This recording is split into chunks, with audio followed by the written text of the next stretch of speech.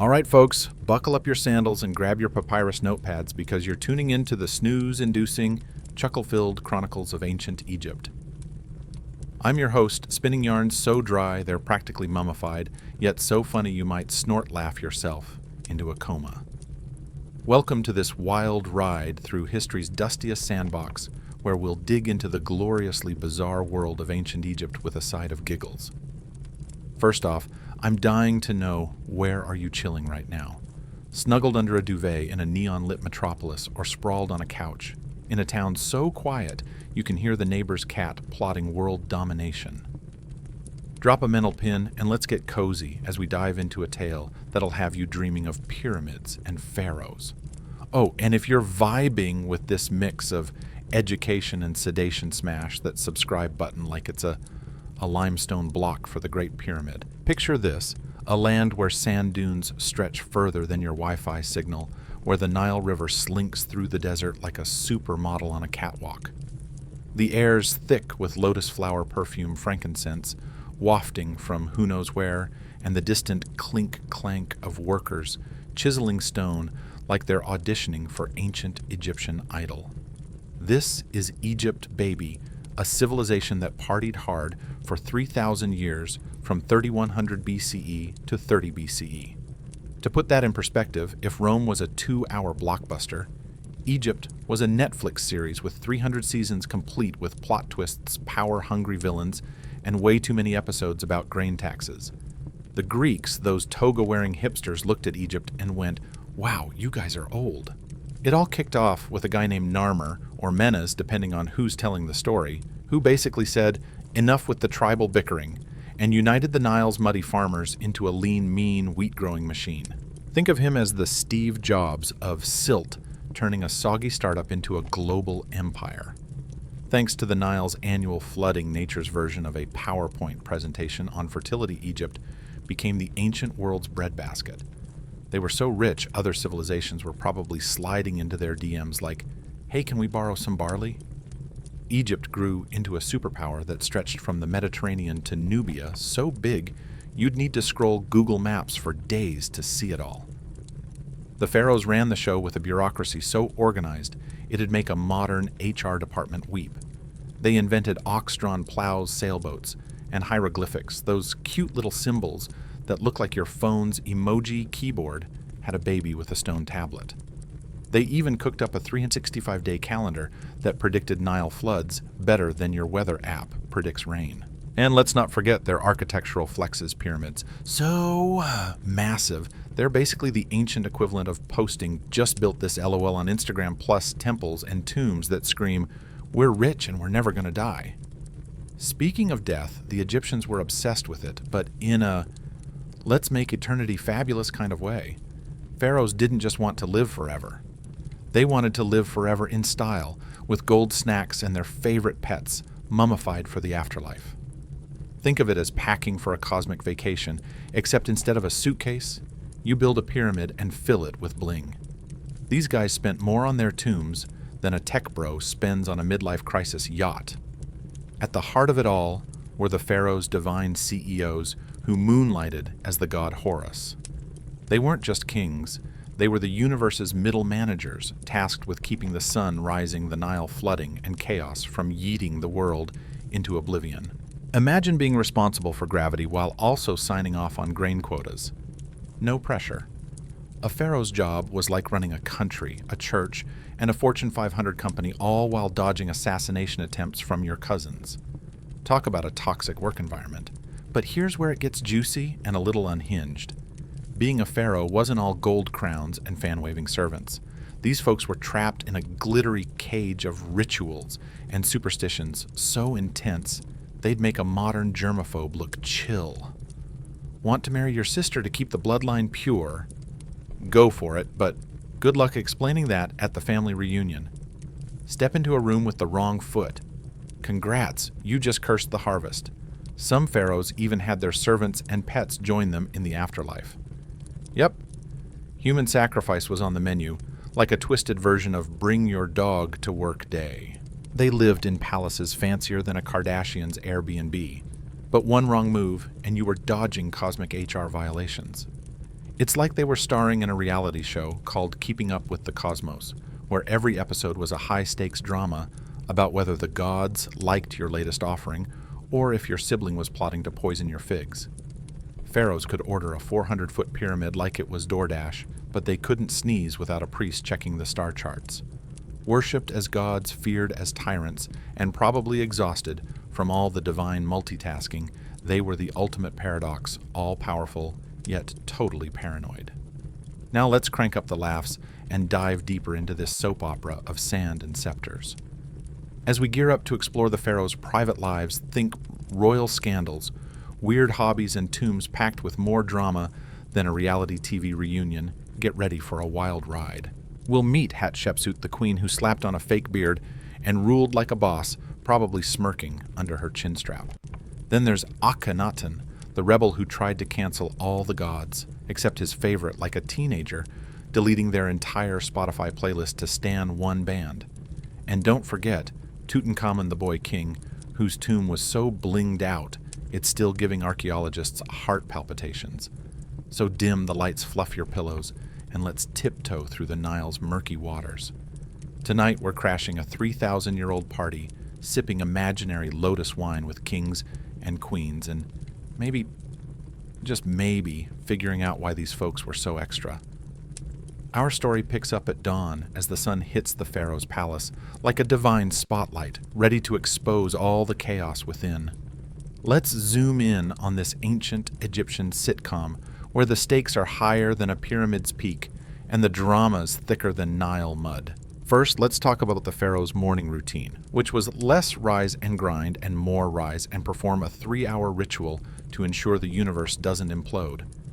Picture this: the pharaoh wakes up in a bed that probably cost more than your house, surrounded by servants waving palm fronds like they're auditioning for a tropical music video. But before he can even yawn, a priest is there with a checklist longer than a CVS receipt, dictating everything from which sandal goes on first, to how many times he needs to chant, "Ra is awesome," to keep the sun from ghosting the planet. Breakfast. Forget avocado toast. It's a sacred meal of bread, beer, and maybe some roasted goose, all served with a side of "Don't anger the gods, or we're all toast." The pharaoh's day is a non-stop parade of ceremonies, like a wedding planner's nightmare on an infinite loop. He's got to sacrifice a bull to appease Amun, inspect a new obelisk to make sure it's Instagram-worthy, and settle disputes between nobles who are bickering over who gets the shiniest chariot. And let's not forget the royal wardrobe, kilts, capes, and enough gold jewelry to make a rapper jealous. But one wrong accessory. Boom, you've offended the god of fashion, and now the Nile's flooding your backyard. Now let's get to the family drama, because Egyptian royalty makes Game of Thrones look like a wholesome sitcom. Marrying your sister wasn't just allowed, it was practically mandatory to keep the royal bloodline divine. Imagine the awkward dinner table convos past the lentils. Sis, also happy anniversary. This incestuous setup led to some, interesting health issues. Think less radiant god king and more guy who needs a good chiropractor, and maybe some genetic counseling. But it wasn't just the gene pool that was a mess. Siblings were constantly plotting against each other, like a reality show, where the prize is the throne, and the loser gets a one-way ticket to the afterlife. Take Ramses II, who had so many kids over 100 that his family reunions probably needed a stadium. Keeping track of who was loyal and who was sharpening a dagger, that was a full-time job. And then there's the afterlife obsession, which was less YOLO and more YOLO, but make it eternal. Pharaohs didn't just want to live forever. They wanted to live forever with flair. Their tombs were like luxury condos for the dead, stuffed with gold furniture, and even chariots, because apparently you need to joyride through the afterlife. Some pharaohs took it to the next level, inviting their servants to join them in eternity. Not exactly a voluntary RSVP, more like, "Congrats, you're Employee of the Month. Now drink this special juice and see you in the duat." It's grim, but you gotta admire the commitment to team spirit. Let's spotlight Hatshepsut, the queen who said gender norms, never heard of them. She declared herself pharaoh, strapped on a fake beard, and ran Egypt like a Fortune 500 company. Her reign was so prosperous that her enemies probably sent her fan mail.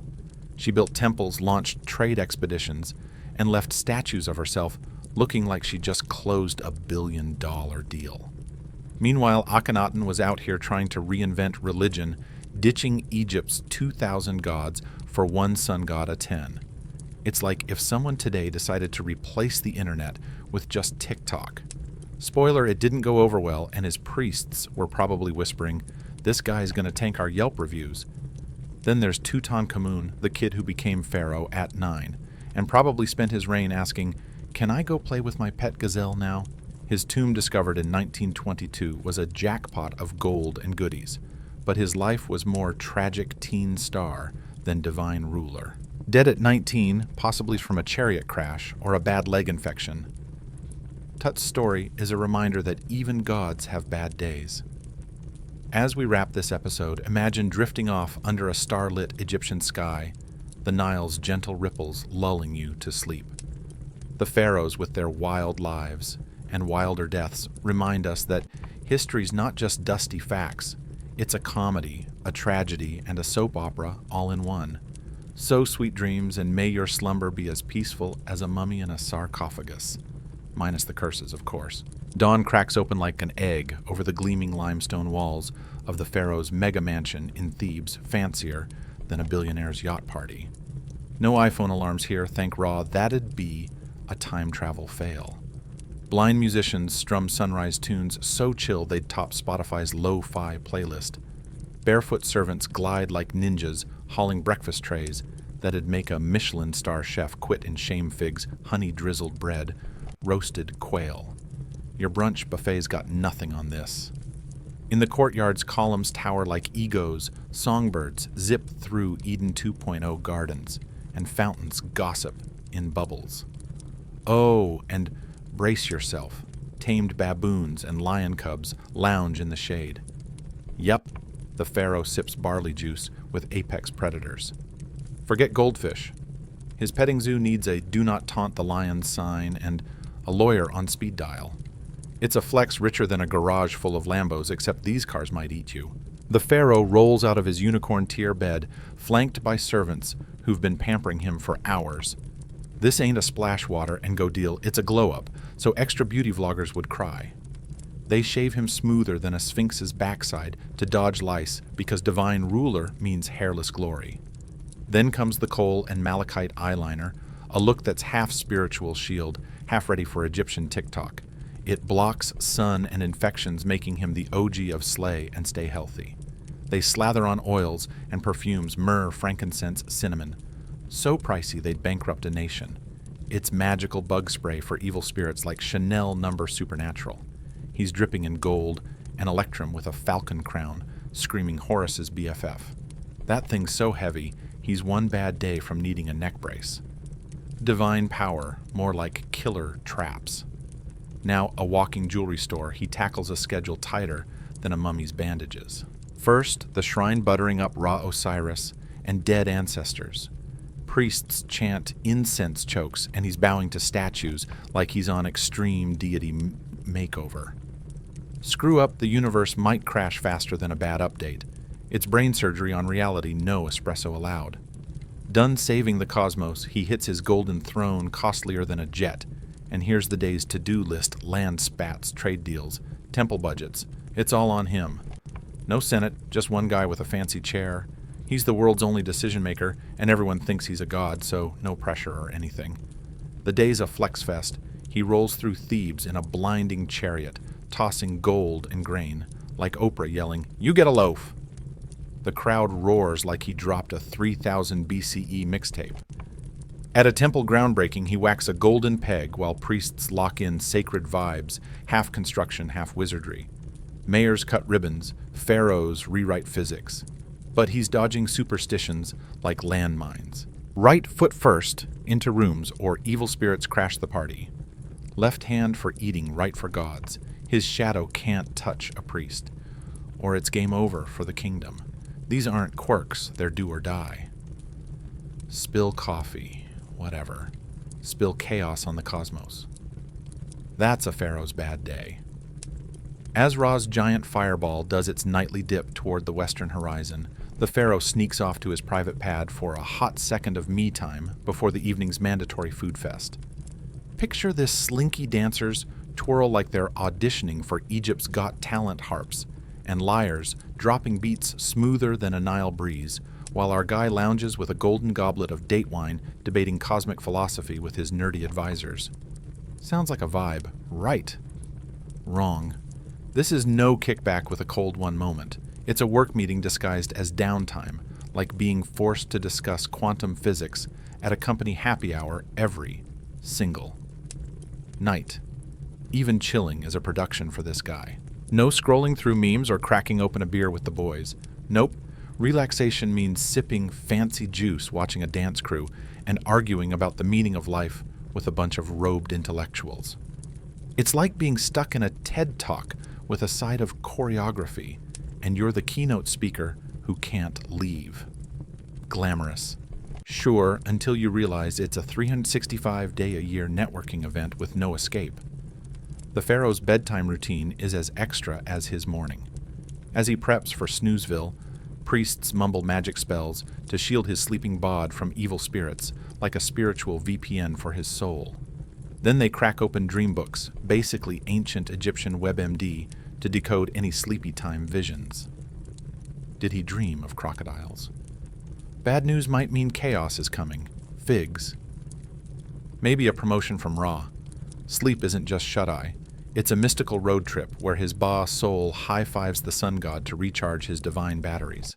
Imagine crashing on your couch, but instead of dreaming about missing your bus, you're on a cosmic conference call with the fate of Egypt riding on your REM cycle. No wonder these guys had dream libraries talk about over-analyzing your nightmares. The pharaoh's day starts at the crack of dawn, with priests giving him a ceremonial scrub-down, followed by the over-the-top dressing saga we've already covered. Think gold falcon crowns and enough bling to sink a barge. But here's the wild part. Every boring daily task is pumped up to superhero-level significance.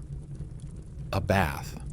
Not just getting clean, it's a spiritual glow-up to keep the universe from crashing. Getting dressed. Forget throwing on a t-shirt. It's slipping into God mode with divine drip. Breakfast. Not a quick granola bar. It's a sacred snack sesh with the gods, probably with a side of please don't smite us today. Modern life's got its headaches, but at least when you brush your teeth, you're not stressing about accidentally yeeting the cosmos into chaos. For the pharaoh, even the bathroom was a high-stakes mission. His servants were like cosmic choreographers, making sure every splash step and towel fold followed a 3,000-year-old playbook. One wrong move, like using the wrong hand to grab the soap, and poof, reality might unravel faster than a bad TikTok trend. Talk about a morning where I overslept isn't an option. Buckle up, because behind the pharaoh's sparkly palace walls, the real show's a soap opera so juicy it'd make reality TV look like a snooze fest. Welcome to the ancient Egyptian royal family, where dysfunction's a high art, and keeping it in the family means stuff that'd send a therapist sprinting for the exit with a bottle of wine. This court's a pressure cooker of backstabbing power grabs and scheming. So wild, Game of Thrones feels like a kiddie cartoon. At the center's the pharaoh, the sun in this drama solar system, with courtiers, priests, and suck-ups orbiting like planets. Except half these planets are plotting to cozy up to the throne or yeet him into the afterlife. It's less divine ruler and more guy dodging knives while wearing a gold kilt.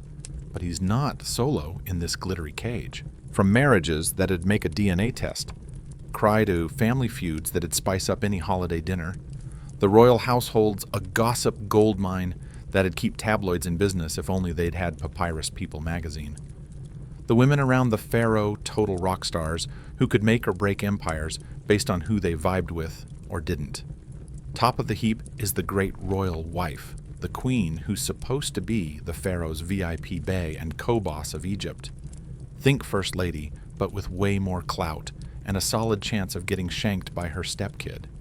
These queens weren't just arm candy.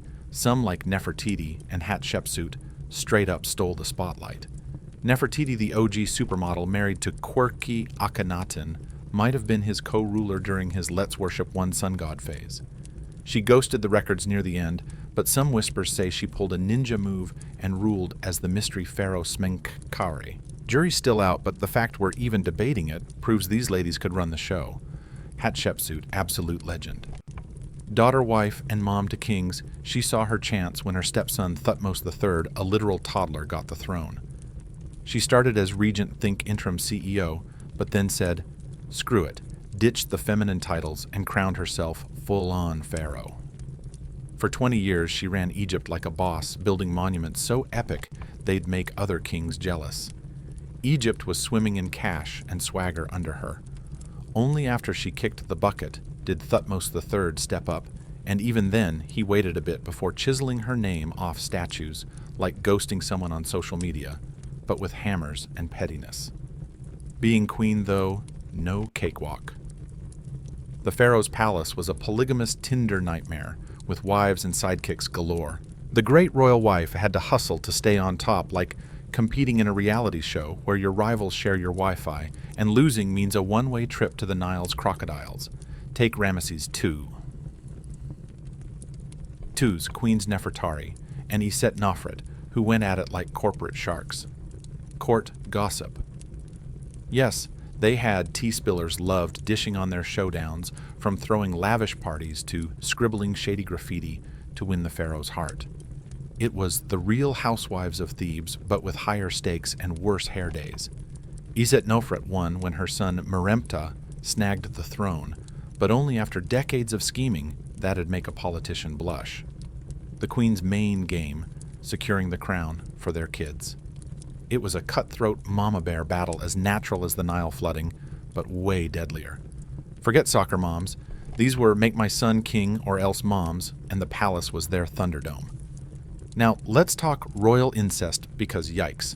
Marrying your sister, daughter, or mom was standard to keep the bloodline pure. It's like locking your family tree in a VIP club where the only members are your family. Geneticists would need a stiff drink. The Ptolemaic Greeks cranked this to 11, turning their family tree into a DNA pretzel. Cleopatra VII. Product of 3 generations of brother-sister marriages. Her fam was out here playing incest bingo with uncle-niece and double sibling hookups like they were gunning for the world's creepiest family reunion. It's a miracle they didn't all have webbed feet. All that inbreeding. Yeah, it probably cooked up the genetic glitches and unhinged vibes that sent the dynasty into a royal tailspin. But keeping it in the family wasn't just a Ptolemaic party trick. It was an ancient Egyptian tradition, older than the Sphinx's smirk. The pharaoh, as Horus's earthly stunt double, had to mirror the gods Osiris and Isis, who were, sibling spouses. Marrying your sister was like a divine PowerPoint slide. Keep the cosmos chill, follow the gods' lead. Today that'd land you in jail faster than you can say family reunion, but back then it was a sacred to-do list item. Sibling marriages, though, total wrecking ball for mind and body. Take Tutankhamun the poster child for maybe don't marry your sister. Born from Akhenaten and his sis, he was a sickly teen with a jacked-up foot and a cleft palate dead before he could legally drink in modern times. Egyptians were all about pure bloodlines, tossing common sense out the window, like it was last week's papyrus. Incest wasn't taboo, it was as traditional as pumpkin pie at Thanksgiving, just with way worse side effects, like a family tree that's more of a family knot. If wife rivalries were a cage match feuds were a straight-up bloodbath. Ancient Egypt didn't have a firstborn gets the crown rule, so any pharaoh's kid son, daughter, random cousin could throw their sandal in the ring. This sparked succession wars that made Wall Street takeovers look like a friendly bake-off. Princes plotted like they were on a reality show called Who Gets to be Pharaoh, except the eliminations were permanent. Cue Amenemhat, the 12th dynasty's scrappy startup king. This guy went from royal advisor to pharaoh via a slick coup, like jumping from intern to CEO overnight. But his reign was a paranoia fest with conspiracies popping up like spam emails.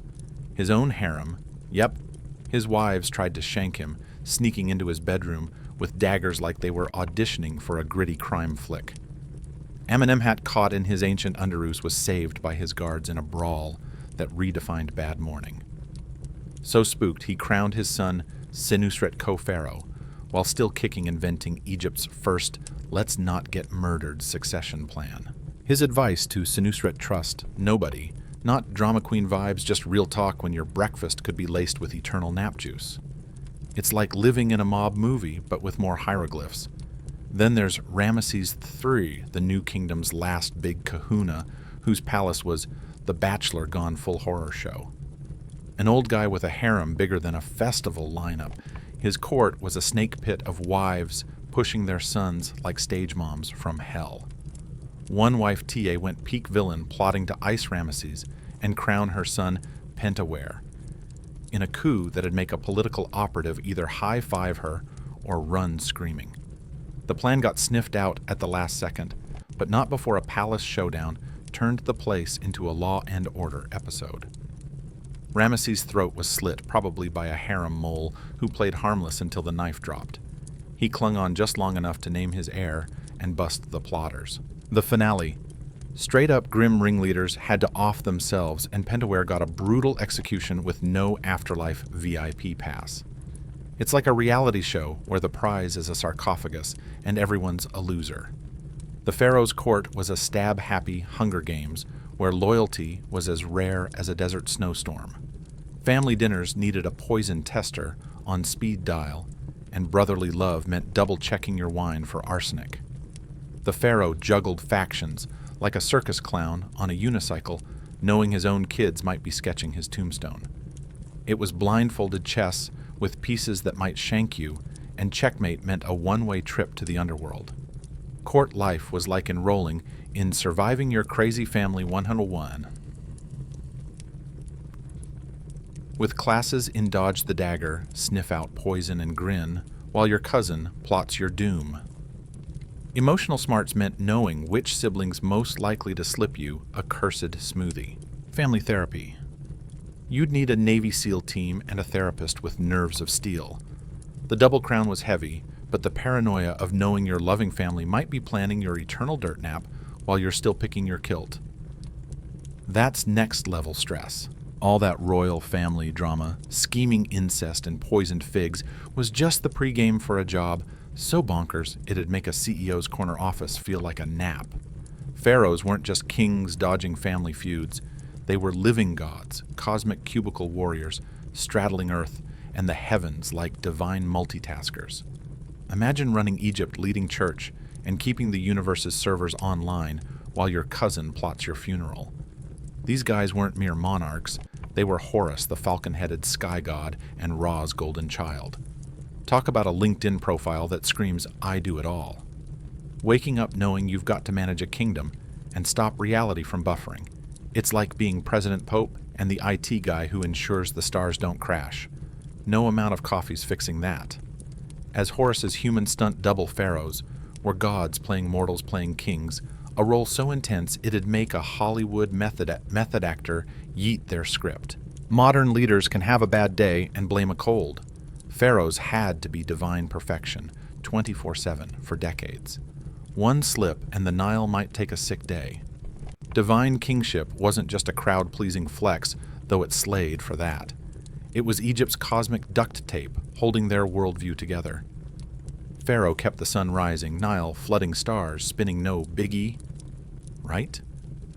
This god status meant daily cosmic maintenance rituals so nitpicky they'd make a tax auditor weep. Morning started with a spiritual sync-up with Ra, like rebooting the universe's Wi-Fi to keep it online. Miss a Q, and the cosmos might 404. As Egypt's head priest, the pharaoh's big gig was guarding Ma'at, the balance keeping chaos from crashing the party. It's like ensuring all the universe's apps run smoothly, but a glitch doesn't just tank a site, it deletes existence. His day was stuffed with temple rituals that'd tire out a CrossFit champ. Offerings to a zillion gods, libations with surgical precision, incantations nailed like he's in cosmic karaoke. Flubba a word. You might have just canceled tomorrow's dawn. It's a solo show where the stakes are the apocalypse. Temples like Karnak or Luxor weren't just stone flexes, they were the pharaoh's divine HQ buzzing with priests and workers, clocking in for godly admin. Temple visits. Not a quick, hey gods, stop. They were blockbuster productions, right offerings, right moves, right words, or the gods might unsubscribe. It's like baking a cake where swapping flour for sand ends the world. The star ritual, sun rebirth. Egyptians thought if the pharaoh slacked Ra, might ghost the sunrise. Every dawn was a cosmic job eval with the pharaoh as both worker and boss. He'd merge with Ra to rise anew, poetic sure, but it's a daily deadline with max pressure. Modern folks dread yearly reviews. Pharaohs had to nail sunrise daily. Oversleeping. Not an option. This divine role wasn't just spiritual swagger, it flipped Egypt's politics into God mode. The pharaoh's word wasn't law, it was a divine DM from the heavens, his policies cosmic mandates. Disagreeing wasn't rebellion, it was like dissing the gods' group chat. Rebelling. That's sacrilege, like TPing Ra's temple. Opposition wasn't just dicey, it was unthinkable, like arguing with a deity who could zap your soul. This god power was a high, and some pharaohs went full diva. Amenhotep IV, aka Akhenaten, wasn't cool with just being a god. He wanted to be the only god's hype man, remixing Egypt's religion like a rogue DJ dropping a controversial banger. In a wild fit of spiritual swagger, what we'd now call I'm the main character syndrome, Akhenaten flipped Egypt's religious script like a startup bro with a new app idea. He declared the sun disk Aten the only true god with himself as its VIP hype man. Picture a CEO torching a 3,000-year-old company playbook because he had a vision during a weekend retreat. Akhenaten didn't just tweak the god's org chart. He yeeted the entire pantheon, ordering their names and faces scrubbed from temples, shuttering their sacred spots, firing their priests, and moving the capital to a dusty nowhere he humbly dubbed Akhetaten, or Aten's VIP lounge. It was a cosmic hostile takeover, like replacing a Fortune 500 board with your personal fan club. This guy's divine clout let him single-handedly pink slip Egypt's gods and install his pet deity, then relocate HQ to a desert Airbnb. Modern CEOs drool over that kind of power. Akhenaten wielded it like a kid with a universal remote, zapping an entire civilization's faith. But shocker, this top-down rebrand was about as popular as a paywall on free Wi-Fi. Priests were salty about their pink slips. Folks weren't stoked to ditch gods their great-grandmas prayed to, and bureaucrats grumbled about moving to a city with 0 Yelp reviews. As a living god, though, Akhenaten kept dissent, quieter than a tomb. Nobody wanted to beef with a guy who could theoretically unmake the sun. His Aten obsession flopped faster than a bad sitcom tanking right after he croaked. His successors bailed on Akhetaten, revived the old gods, reopened the temples, and erased Akhenaten's name like he was a toxic ex on social media, but with chisels. It was the ancient equivalent of "we don't talk about that intern" who tried to reinvent the company. Even without Akhenaten's drama, a pharaoh's god status made him untouchable, like a celebrity with a divine NDA. He wasn't just a ruler, he was a walking deity, popping up in public only for heavily staged gigs that were half coronation, half holy roller revival. When he showed people hit the deck with a mix of awe and please don't smite me vibes, that'd make modern politicians either jealous or jittery. Courtiers tiptoed around him with etiquette, so strict it'd make a royal wedding planner sweat. They'd bow, avoid eye contact, and zip it unless he spoke like working for a boss who's also the sun god. Good luck filing an HR complaint. The pharaoh's body was so sacred, touching him without a divine hall pass could get you canceled permanently. His clothes, food, even his bathwater were holy relics. Servants weren't just staff. They were cosmic interns in the Church of Pharaoh, where folding laundry was a sacred rite.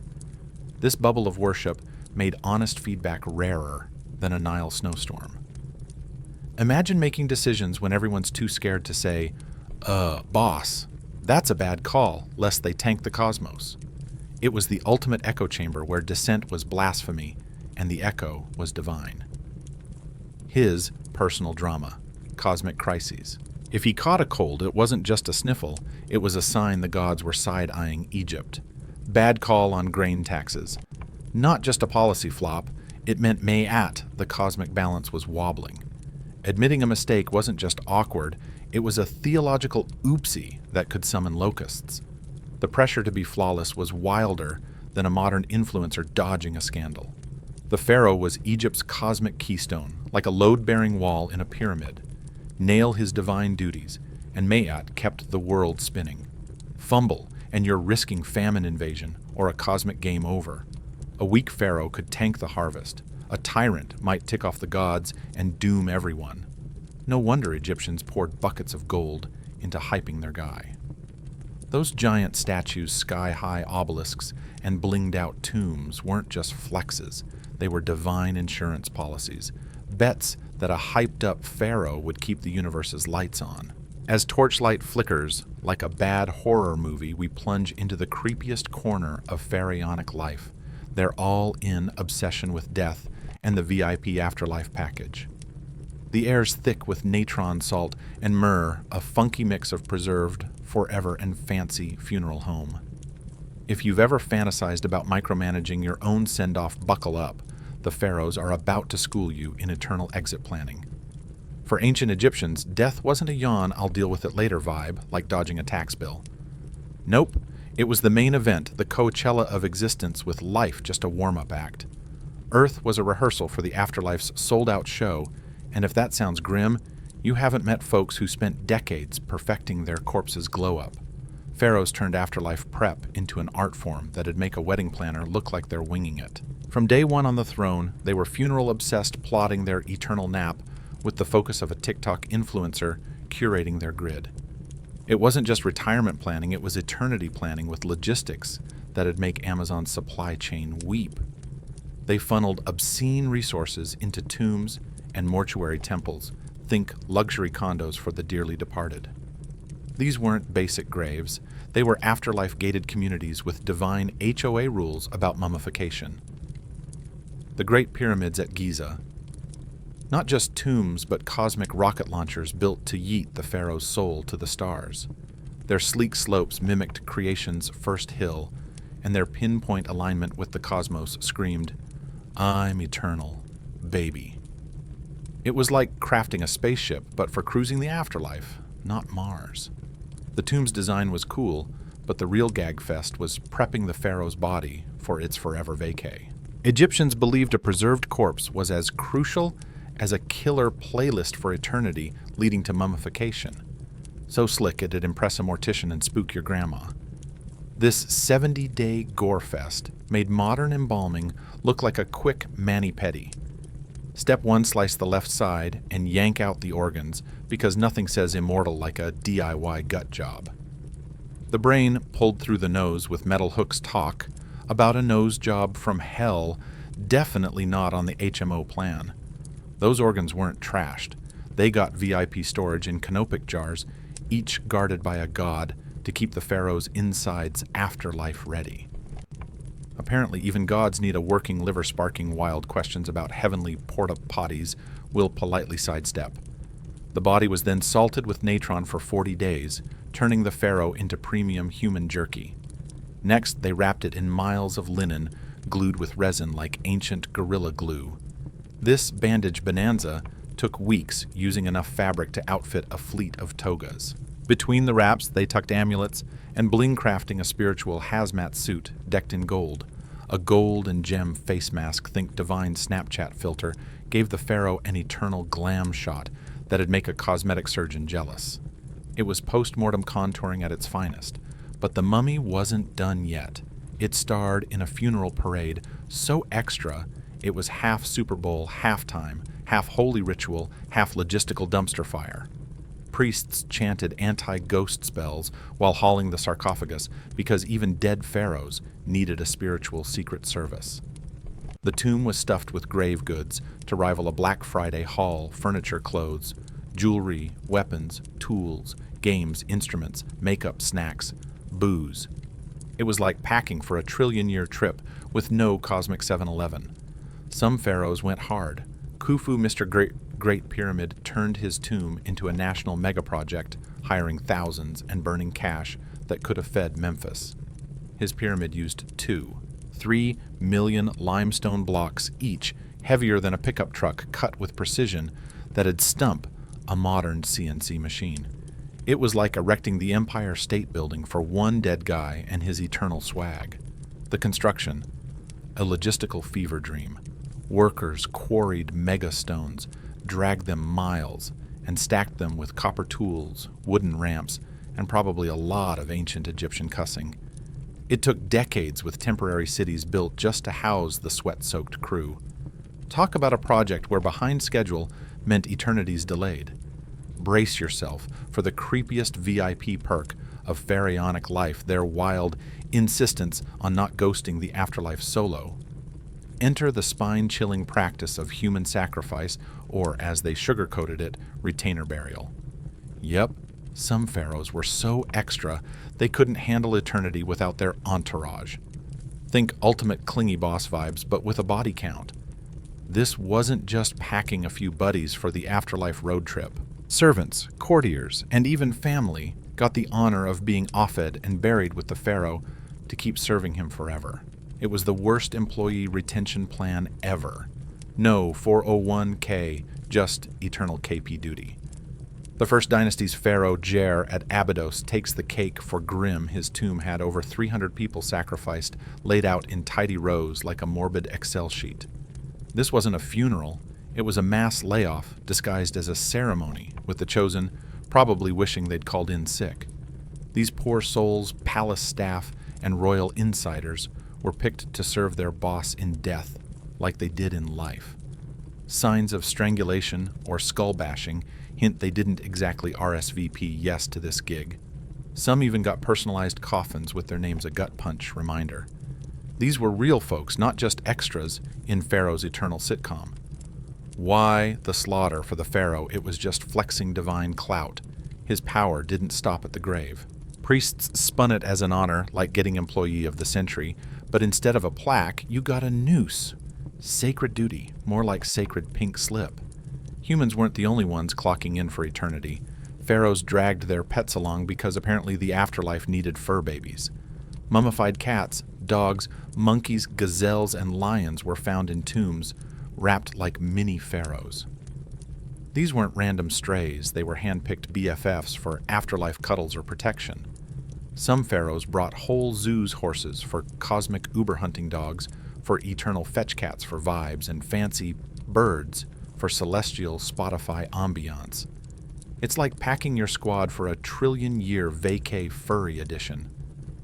Then there's the wildest grave swag, millions of human hair wigs. Yep, courtiers' shorn locks were crafted into wigs, so the pharaoh's afterlife dew stayed on fleek, because nothing says divine like a killer hair day in eternity. Egyptians thought hair had magic mojo, and a lush wig screamed power. Imagine palace staff sweating as they got haircuts, knowing their trim might be a one-way ticket to Wig City. It was vanity dialed to 11. Death couldn't cramp Pharaoh's style. Thankfully, human sacrifice got the boot as Egypt grew up. By the new kingdom, killing folks for afterlife chores was deemed tacky, like wearing socks with sandals. Instead, they switched to Shabti figurines, clay, or wood mini-me's that magically handled afterlife grunt work. Think Roomba, but powered by spells, not batteries. Tombs had hundreds of these supernatural interns ready to mop floors or fetch lotus wine forever. Way classier and no awkward chats with foreign VIPs about the body count. But even sans bloodshed, the pharaoh's death obsession was a budget buster. Tombs and mortuary cults sucked up wealth and workers that could have fixed potholes for the living. The idea of a ruler bossing folks from the grave loomed over Egypt like a creepy uncle at a reunion, shaping society for millennia with its morbid grip. Let's shine a spotlight on the pharaohs who cranked the divine kingship drama to 11, turning their reigns into ancient soap operas that still have us hooked millennia later. These rulers were the rock stars of Egypt, with personalities so extra scandals, so juicy, and quirks so wild, they're still trending in history's tabloids. Meet the MVPs of the Double Crown who made ruling a performance art. First up, Khufu, the 4th dynasty king, circa 2580 BCE, who saw go big or go home and said, "Home. Nah, I'm building a mountain." His Great Pyramid at Giza is the ultimate flex, a tomb so massive it's basically shouting, "I'm immortal" from space, way before NASA was a thing. At 481 feet tall with 2.3 million stone blocks, it held the world's tallest structure title for nearly 4,000 years. Forget a midlife crisis yacht. Khufu dropped a 6.5 million ton business card that screams Khufu was here, deal with it. This was pre-wheel, pre-cranes, pre-Trello Egypt, folks. Khufu somehow rallied thousands of workers for 20 years to stack stones with caveman tech and sheer audacity. It's like coordinating a moon landing with Post-its and a dream. The logistics. Pure chaos. Imagine herding cats, but the cats are multi-ton boulders, and your deadline's eternity. Next, Hatshepsut, the gender-fluid goat who turned political savvy into an art form. When her hubby Thutmose II croaked, leaving a kid heir still mastering sandal-tying Hatshepsut swooped in as regent. But she wasn't here for the sidelines. She grabbed the throne, slapped on a fake beard, and ruled like a boss. Yes, a fake beard, because divine kingship apparently required facial fuzz, and she wasn't letting biology cramp her style. It's like power dressing in a tux for a CEO gig, but with extra divine swagger. For over 20 years, she ran Egypt like a Fortune 500 company, ushering in mega prosperity and building temples so stunning they'd make Instagram influencers weep. Her portraits rock the Pharaoh starter pack, beard, crook, flail, headdress, but sneak in feminine vibes, proving she slayed leadership regardless of gender. Humanity's still catching up to that memo. Her stepson Thutmose III, who waited decades in her shadow, later tried to yeet her from history, chiseling her off monuments like a salty ex scrubbing Instagram. Spoiler, her legacy's still louder than his tantrum. Then there's Akhenaten, the rebel king who took absolute power and ran it off a cliff. Born Amenhotep IV, he ditched his name to stand the Aten, a sun disk he crowned the only god firing Egypt's entire deity roster, like a reality show host axing contestants. This guy didn't just tweak religion. He flipped the script, revamped art, moved the capital to a desert nowhere, and built a new society based on his spiritual hot take. It's like a president rewriting the Constitution, because they had a wild dream, except Akhenaten had the divine clout to make it stick. His art, so weird, it's like Egypt hired an alien sketch artist. Elongated skull, curvy hips. Scholars still argue if he had a medical condition or just told his painters, "Make me extra quirky." His look so out there it sparked was he and ET conspiracies we'll politely ignore. His Aten cult tanked faster than a bad startup crumbling post-death as his heirs revived the old gods, ditched his city, and erased him like a cringy TikTok. It was Egypt's "we don't talk about that" phase moment. Finally, Tutankhamun, the boy king, who's famous for not getting robbed. This kid, dead by 19, was a minor league pharaoh with a resume thinner than papyrus, plagued by genetic issues from royal inbreeding and ruling during a hot mess of politics. Yet his tomb, found intact in 1922, turned him into Egypt's poster child. His golden death mask is the pharaoh emoji IRL, despite him being a historical benchwarmer. The irony's thicker than Nile mud. Tut's a global icon because his grave's bling survived, not because he did anything epic. It's like going viral for your garage sale haul, not your actual life.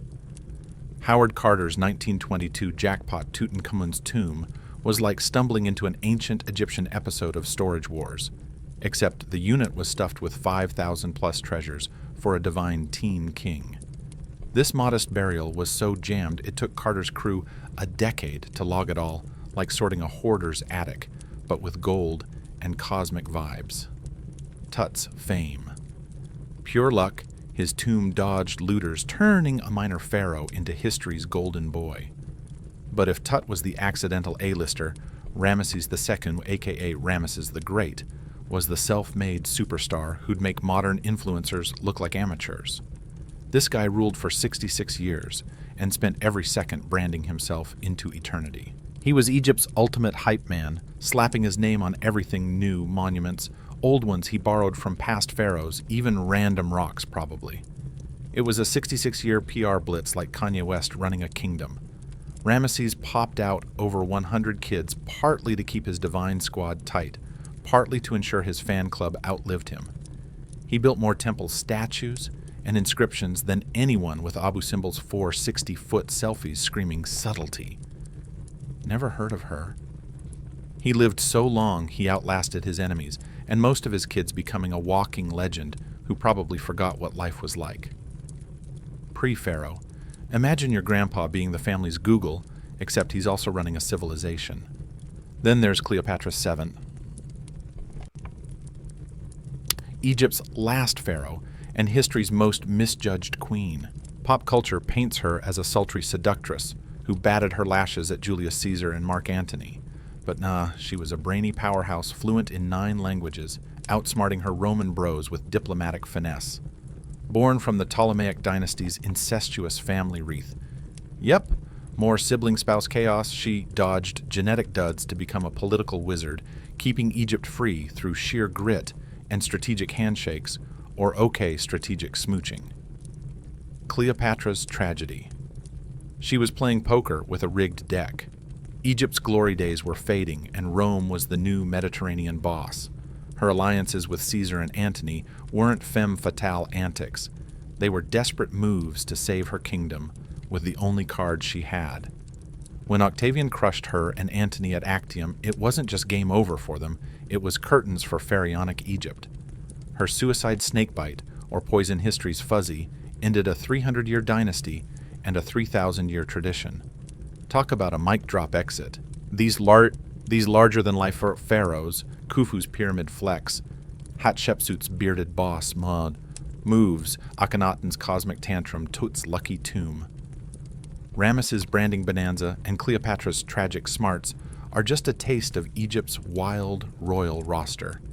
Each brought their own spicy flavor to the Double Crown, turning divine rule into a reality show we're still binging. What's wild, is how their vibes echo through time. They're not just dusty history, they're humanity's OG influencers, starring in our saga of power, ego, death dodging, and legacy chasing. They nailed their immortality goal not with mummies or tombs, but with stories so epic they're still viral. Sure, they were gods, but their family drama, political stress, and fear of being forgotten. Peak human. Even their biggest flops remind us absolute power doesn't shield you from life's mess, just makes the memes last longer. Talk about legacies that slap harder than a Nile crocodile's tail.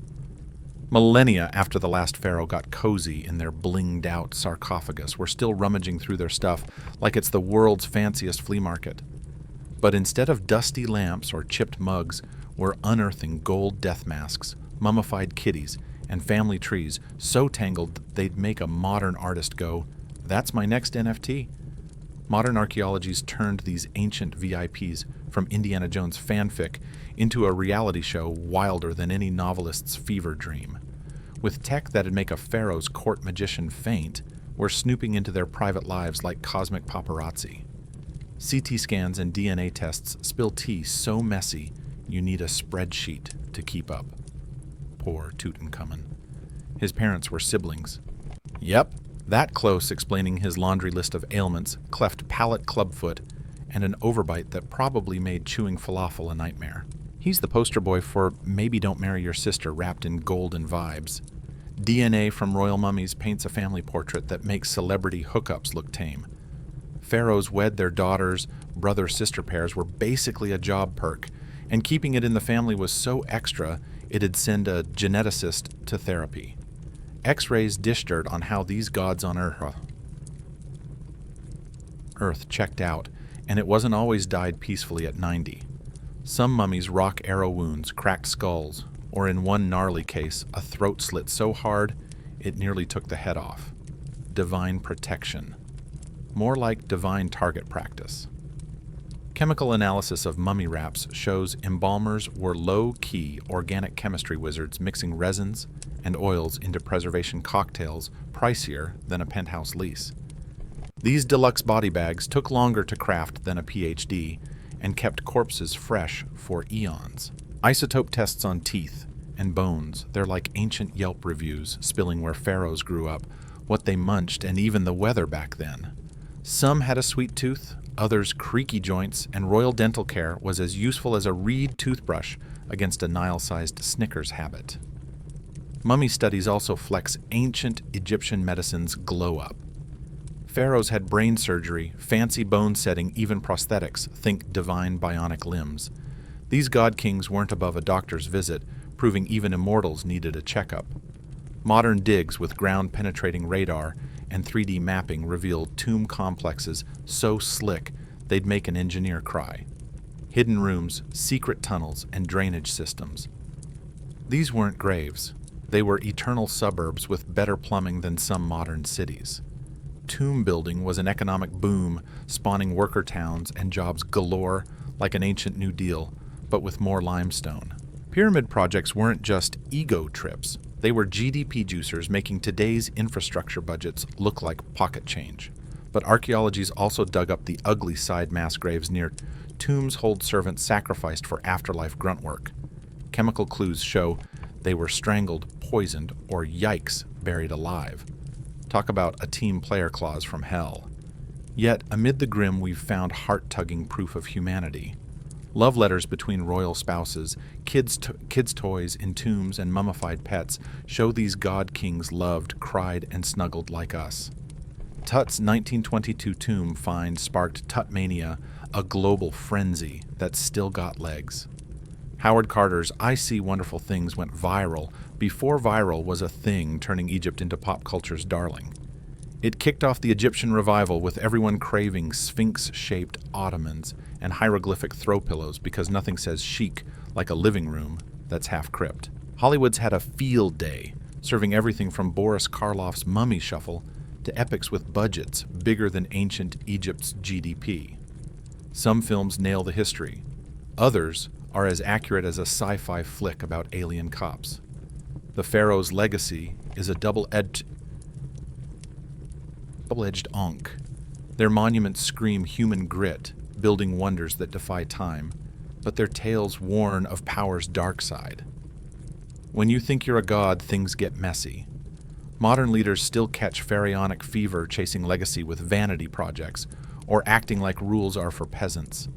The parallels to ancient god kings are so clear, it's like history's sub-tweeting us hinting we haven't learned squat. Pharaohs remind us humans can dream big, but unchecked ego. That's a pyramid scheme waiting to crash. The Pharaoh's death-dodging obsession has a modern remix with today's billionaires dropping stacks on life extension labs, freeze yourself cryonics, and techie tricks to ghost the Grim Reaper. Sure, we've swapped mummification for sci-fi, but the vibe's the same. Humans screaming not today, eternity across centuries, like it's a cosmic TikTok trend. Digging into pharaonic Egypt's drama has schooled us on the messy dance of power and duty, the glue of cultural traditions, and how one person's ego can build or bulldoze a civilization. These ancient VIPs scored a kind of forever fame, but not the chillin' with raw kind they banked on. Instead of sipping celestial lotus wine, they're lab rats for scholars. Their private quirks, bad teeth, weirdo family trees spilled by DNA tests, and CT scans like an ancient TMZ expose. Here's the ultimate gag in their wild chase. To lock down eternal VIP status, they've ended up as humanity's favorite reality show, serving up endless LOLs and lessons. They aimed for God mode.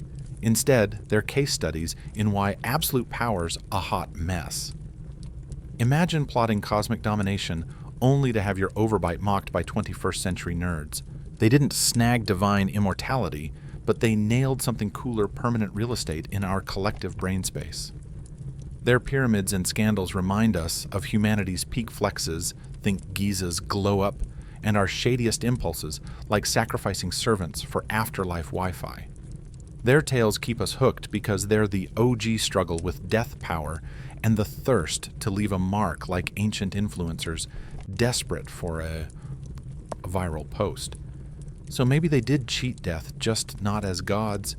Their eternal memes, messy and magnificent, proving humans are wild dreamers who'll build wonders or flop spectacularly, sometimes both.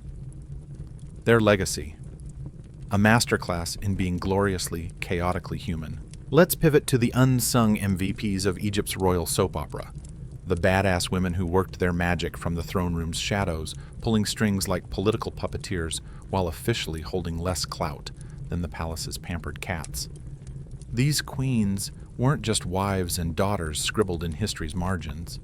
Oh no, they were running covert ops that'd make DC insiders jealous, all while playing the part of dutiful royals who supposedly spent their days doodling hieroglyphs and fluffing lotus bouquets. These ladies got the memo that real power doesn't need a fancy title or a pyramid-shaped corner office. It's about knowing which pillow talk hits the jackpot, or realizing that controlling who's next on the throne is like picking the CEO of Earth's flashiest empire. They played a high-stakes game where kingdoms were the prize, with moves so slick they'd have modern campaign managers crying into their lattes. First up, Ankhesenamun Tutankhamun's teen queen, whose life was a tearjerker episode of As the Nile Turns, written by someone with a vendetta and a degree in chaos theory. Born during the Amarna mess, daughter of rebel pharaoh Akhenaten and maybe Nefertiti. Their family tree's naughtier than a cat's yarn ball. She had a front row seat to her dad torching Egypt's gods for his sun disk side hustle and moving the capital to a desert Coachella. When Akhenaten croaked and his Aten Fest flopped faster than a no-budget pyramid, young Ankhesenamun was hitched to her half-brother Tut, because nothing says fix a national meltdown like doubling down on incest. She was about 13, he was 9, and they were tasked with rebooting a superpower while barely able to tie their own kilts. Tomb art shows them in cute couple mode, her gifting him flowers, fixing his collar, vibing like lovebirds, which is sweet until you recall their siblings running a crumbling empire. Their 2 daughters, both stillborn and mummified with pharaoh-level care, make for a gut-punch family album. Tut's death at 19, maybe from a septic leg. Maybe not, it's murkier than Nile mud left. Ankhesenamun, a teenage widow with a throne claim, but zero backup. In a move that's either peak desperation or diplomatic chutzpah, she slid into the DMs of Egypt's archenemy, the Hittite king begging for a prince to marry and rule. Her letter, preserved like ancient spam in Hittite files, is pure drama. My hubby's dead, no kids. Send a son to be my king. It's like offering the world's richest kingdom to a rival on Craigslist to avoid a shady local match. Spoiler, ancient geopolitics were as reliable as a sandcastle in a storm. The Hittite prince got whacked en route likely by Egyptian bigwigs allergic to foreign bosses.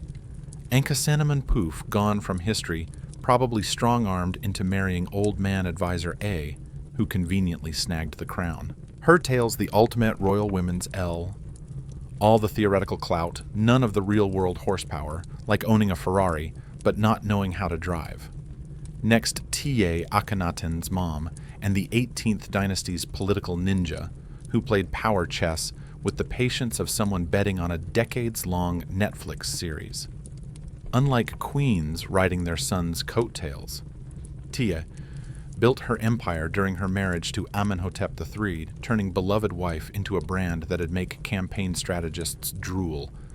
She wasn't here to be palace decor smiling at banquets or waving from balconies.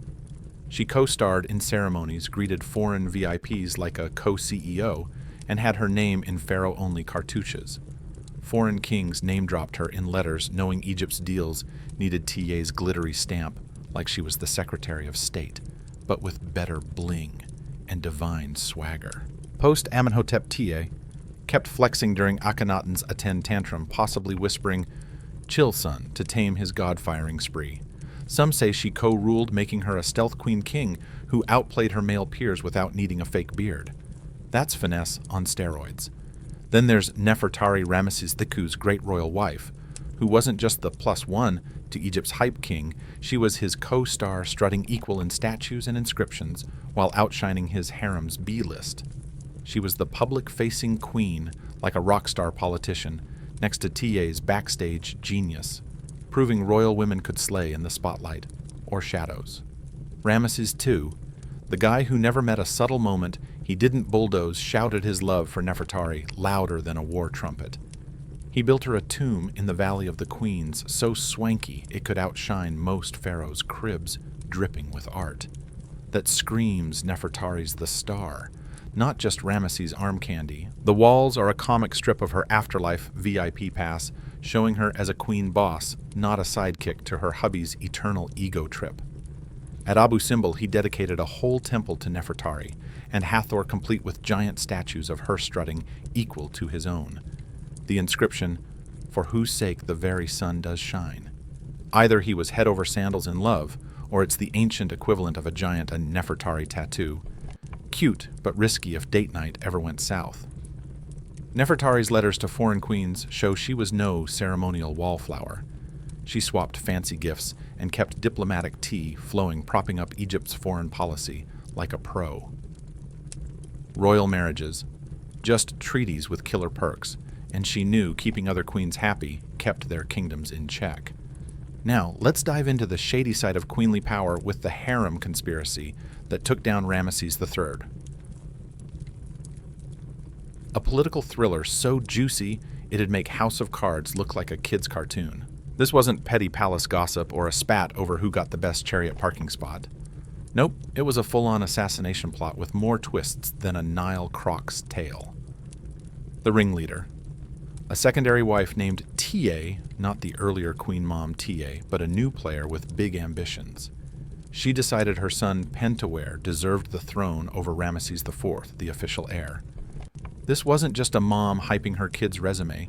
It was a coup so slick it involved harem ladies, court bigwigs, military brass, and even foreign spies. We're talking organization that'd make a modern CIA oppie blush. The plan, whack Ramesses III during a festival when security was chilling, then crown Pentawere with Ta as the puppet master queen mom. Bad news for Team Ta Egypt's ancient FBI was sharper than expected. The plot got busted before it popped off, though Ramesses took a bad hit and croaked soon after, maybe from wounds, maybe from the sheer drama of his own harem turning on him. The fallout, a scandal bigger than a pyramid. Trial records saved on papyrus, like ancient court live journal. Journal posts spill the tea on a conspiracy that snaked through the palace. Big shots were forced to off themselves, some got their noses and ears lopped off. Talk about a literal face the consequences vibe, and poor Pentawere had to yeet himself after a treason rap. It was Egypt's version of a political purge run with the efficiency of a tax audit, but way bloodier than a Twitter cancellation. Not every royal woman needed a dagger to flex power, though. Take Sobekneferu, the legend who snagged the throne. The normal way, well, as normal as ancient Egypt got, which still meant bending succession rules and divine fine print like a lawyer loopholing a contract. Beneath the glitz of pharaonic Egypt's golden pyramids and fancy feasts lurked a shadowy underbelly so spooky it'd make a horror writer chug wine and rethink their life. The ancient Egyptians didn't just pray like your average Sunday churchgoer. Oh no, they ran a secret supernatural syndicate. Think occult rituals, magical side hustles, and creepy ceremonies that hummed alongside the official religion like a divine deep state, but with more incense and way weirder job requirements. At the core of this mystical mob were royal priests and court magicians, like the legendary Kiti, who was less light, a candle, say a prayer, and more cosmic IT guy with a necromancer's business card. Palace records paint him as a spiritual Swiss army knife, advising pharaohs and fixing existential glitches. Keti's claim to fame resurrection rituals that could allegedly ping the recently dead for a quick chat. It's like running a supernatural Zoom call with the afterlife, except the connection's spotty, and the tech supports chanting and hieroglyphs. These rituals went down in underground temple chambers, where the veil between life and death got blurry enough for a cosmic FaceTime. Archaeologists with iron guts recently found these chambers kitted out for what the Egyptians called divine consultations, but we'd call fancy necromancy with a blockbuster budget. Walls were plastered with spell hieroglyphs so dense they needed a priestly choir to read them, and drainage systems hint at rituals messier than a butcher shop. Think less peaceful prayer and more CSI afterlife. Pharaohs, despite their god-king swagger, leaned hard on these magical pros for everything from war plans to wheat yields. It's like hiring a psychic McKinsey to consult dead pharaohs and gods who apparently had hot takes on irrigation and taxes. But Keti's zombie hotline was just the appetizer. The palace had applied metaphysics gurus, crafting amulets and talismans to juice up the pharaoh's divine mojo. These weren't tourist trap trinkets. They were bespoke, supernatural gadgets needing rare ingredients and rituals wilder than a Coachella afterparty. The creepiest bling amulets made from the ground-up bones of defeated enemies, mixed with gold to channel their mojo into pharaoh power-ups. It's like eating your rival's heart for courage, but make it fashion-think cursed Cartier. Crafting these required mortuary metallurgy, a PhD in spooky jewelry that mixed chemistry magic and a high tolerance for bone dust. Priests purified the enemy essence like it was a spiritual smoothie, ensuring the amulet was both chic and haunted. Even darker curse tablets lead, or clay slabs etched with spells to nuke enemies with bad juju. These weren't petty, I hope you stub your toe notes. They were magical ICBMs laser-targeted to ruin specific lives. One tablet, from a mystery pharaoh with a grudge, demands a rival's crops flop. Cows sicken, wives go barren, kids rebel, and beer tastes like sadness. It's a revenge plan so thorough it's like auditing someone's life with divine spite. Curse scribes were basically supernatural hitmen with a flair for prose drafting cosmic restraining orders, enforced by gods who apparently moonlit as magical HR. These priests mixed poetry, sorcery, and a knack for creative cruelty, like ancient lawyers with a vendetta fetish. The fanciest occult flex, the pharaoh's afterlife roadmap. Egyptians didn't just vibe with an afterlife, they had GPS-level charts of the underworld, complete with god meet and greets, secret passwords, and divine bribe lists. The pharaoh's soul was a portfolio of parts, the Ka-life juice ba. Unique personality and afterlife. Glow up. Keeping this spiritual 401k intact went way beyond mummification. It was a full-time cosmic accounting gig. The canopic jar rituals weren't just about pickling the pharaoh's insides for kicks. They were like cosmic ET setups to keep his spiritual Wi-Fi connected for eternity. Each jar had a godly bouncer and wasn't just a fancy organ Tupperware. It was loaded with spells to glue the pharaoh's physical bits to his soul's software. The liver jar, with human-headed Imseti on guard, had chance to keep the pharaoh's divine smarts sharp in the afterlife. The lungs jar, watched by baboon-faced Hapi, preserved his godly chit-chat skills. The stomach jar, under jackal-headed Duamutef's glare, ensured he could nom on eternal snacks. And the intestines jar, falcon-headed Kebesenuef's turf, kept his spiritual brain digesting divine Wikipedia entries. This wasn't just symbolic hoopla. Egyptians legit thought a botched jar could leave the pharaoh's afterlife avatar glitching like booting Windows 95 with a missing driver. One wrong move, and eternity's a laggy mess way worse than a blue screen of death. The Duat Egypt's underworld wasn't a vague go toward the light deal. It had a Lonely Planet guide so detailed, it'd shame Google Maps. The pharaoh's soul faced a gauntlet judged by 42 gods each, nitpicking a slice of his royal resume. It's like a cosmic HR panel grilling you on every life choice, from tax policies to whether you tipped the chariot driver. Pyramid texts and funerary scrolls were cheat codes packing supernatural passwords, defense hacks, and tips for schmoozing underworld VIPs. Some spells let the pharaoh shapeshift into critters to dodge traps. Others taught him how to bribe divine bureaucrats or bow just right to godly bigwigs. The fanciest spells. They prepped the pharaoh to level up into an Ak, a godly glow-up ready to kick it with the divine A-listers. This wasn't a freebie. It meant acing a spiritual obstacle course, testing his password game and moral flex. Think American Ninja Warrior, but with eternal stakes and a divine lie detector. This magical bureaucracy was so airtight it'd make the IRS jealous.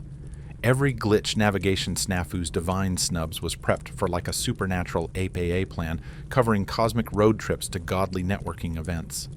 The creepiest part, pharaohs didn't treat this as feel-good fluff.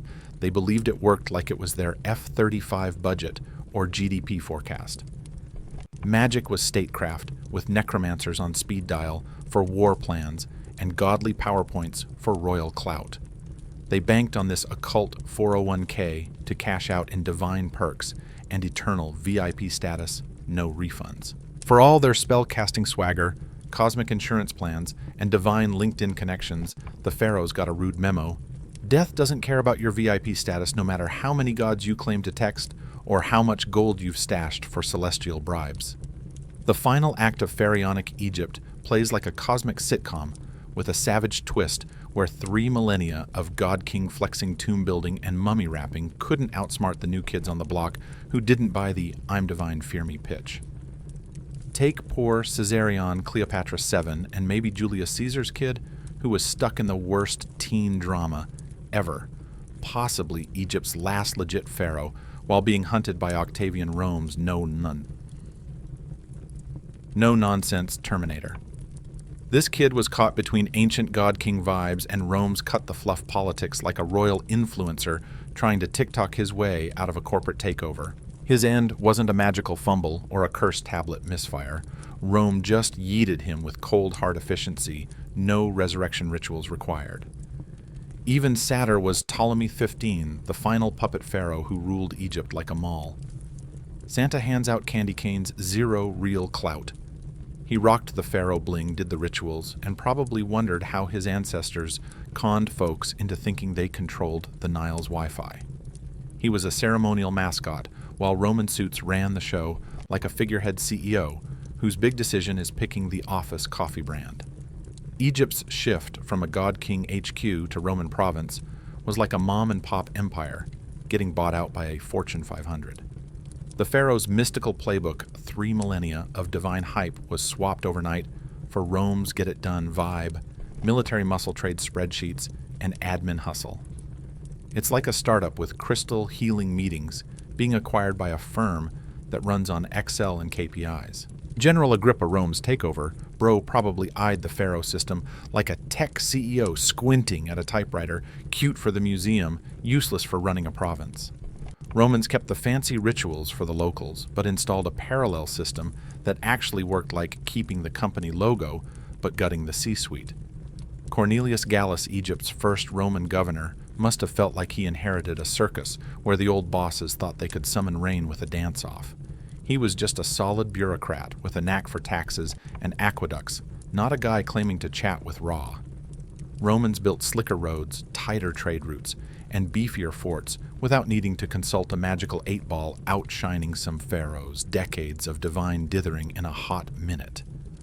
The wildest part, Egypt's invincible aura just fizzled. The priest armies and temple megacomplexes got sidelined as folks found chiller ways to pray. The occult bureaucracy amulets curses afterlife. GPS gave way to basic worship that didn't need a PhD in cosmic red tape. Pyramids and temples.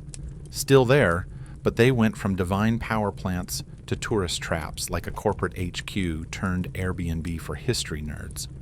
Archaeology's like a backstage pass to this glow down, showing the shift from God-King bling to Roman practicality like a corporate postmortem. We see when tombs got budget cuts, mummies went low effort, and fancy amulets swapped for basic charms like trading a Rolex for a Casio. Dr. Zahi Hawass, Egypt's rock star digger, calls it less a collapse and more a corporate rebrand. Egypt kept humming, but under Roman suits with leaner ops and zero patience for magical memos. They cherry-picked the cool bits of Egyptian culture and yeeted the pricey fiddly stuff like a startup trimming the snack budget. In a plot twist that'd have the pharaohs chuckling in their sarcophagi, their mega-monuments built to lock in eternal VIP status did score immortality, just not the ruling the cosmos with raw kind. Instead of sipping divine smoothies in the afterlife, they're stuck as A-listers in humanity's brain, with nerdy scholars and TikTok history buffs obsessing over their every move thousands of years later. Talk about a glow-up with a catch. Howard Carter's 1922 Tutankhamun tomb jackpot lit a global Egypt mania fuse that's still burning. Turns out the Pharaohs' bet on blinged-out grave swag was their slickest long game. Tut, the boy king, who barely did squat in his short life, became history's poster child because his tomb dodged looters. It's like going viral for your storage unit's untouched beanie babies, not your actual resume. Timing nailed it. As we wrap our wild ride through the dazzling, deranged lives of these god kings, let's chew on what their soap opera spills about humanity's eternal tussle with power death and the itch to leave a mark. Sure, the pharaohs flubbed literal godhood, but they dropped something juicier masterclasses in human hustle and the epic upsies of unchecked clout. Their pyramids and temples scream. We built this proof we can crush impossible goals, but their tales also whisper, yo, if you think you're immortal and ignore your peeps, you're cruising for a cosmic bruising. So as we wave by to these messy, marvelous rulers, let's see them not as dusty museum exhibits, but as flawed folks wrestling with the same big cues we do. How do you juggle? I'm the best vibes with Don't Tank Society. How do you find meaning when death's DMing you? And how do you leave a legacy that's more iconic than infamous? Thanks for tagging along through Egypt's sandy bling and shady throne room plots. May your dreams vibe with ancient wisdom, and may you snooze knowing even the flashiest pharaohs were just humans fumbling through life's big mysteries. Sleep tight, listeners, may your rest be chiller than a mummy's eternal nap, minus the curse's awes.